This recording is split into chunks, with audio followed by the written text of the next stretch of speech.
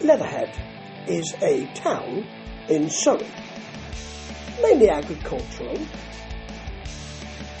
It's also a Greek speed metal band. Which of the two do you think I'll be talking about in this Steve Swift's Rambling Review? Yes, the town, no, it's the speed metal band. Now, they are called a speed metal band, but I can't really see that. You need to look a bit deeper than that first headline. So this band are called Leatherhead. The album is called Leatherhead, and actually the cover is a sort of warrior in a graveyard. It's very nice. It's a painting of, like a sort of a warrior with some kind of axe and a headdress. It looks like, and with abs. I mean, he's not got a 6-pack, he's got an 8-pack, maybe even a 12. It looks as though Leatherhead is a similar thing to, well, Eddie, really. I'm not quite sure if they're going for that, but if they're not, they're missing a trick. Now, to the music, which has a lot more to it than they grind this out blurringly with an enormous sprint, never look down, end breathlessly in a heap at the end of this track.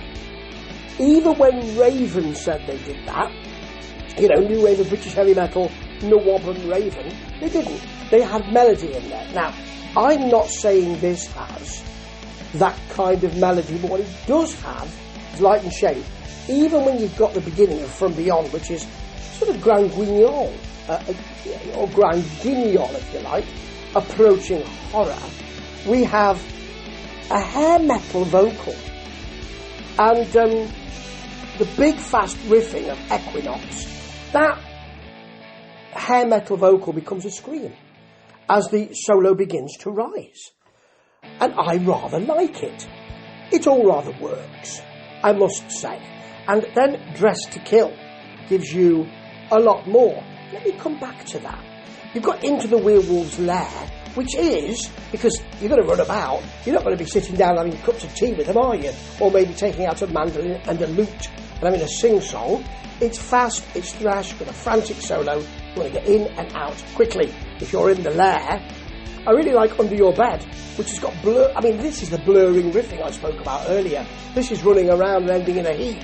And there are screams, there's sprinting, screaming vocals in the chorus, and then a kind of wiggling solo. Oh, it does whittle. Oh, there's a whittlesome solo. Oh, it whittles all right. Into a sort of Iron Maiden riffing. You're bound to get that. If you've got a metal band around, you're bound to get a bit of that. They have such influence. And now back to, Leatherhead itself ends with an accessible. You can get into it. You can get right into the middle of this.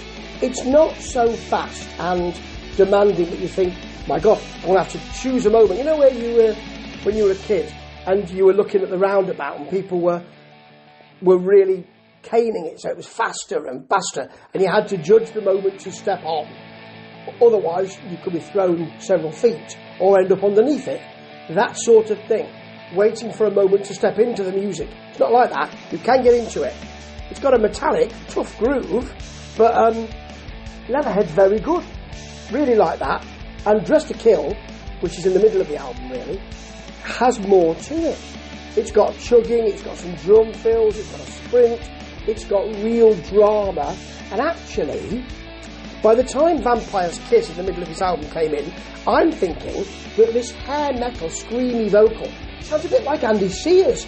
Remember him in the last days of 12th Night? Yeah, that sort of vaulting vocal, really nice. The middle of this, actually, after a big tough riff and a bass jogging around, becomes a bit more considered. It gives you time to sit down and have a little chat. You're not in the werewolf's lair now, so you don't need to worry about them. Although you've got to be careful about the vampire, because that vampire's kiss will not be a kiss. It will be a bite. And this album does have an awful lot of bite, but that's not all it has. I don't think it's fantastic. I just think it works well, because it doesn't just give you speed metal. They are clever enough to say, well, let's add a bit of light and shade. Not much melody, but a lot of light and shade. And I may not come back to this album, but I think you should give it a listen, because I don't think you'll be that disappointed. Leatherhead. I might even go there. Well, I don't know. Ta-ta.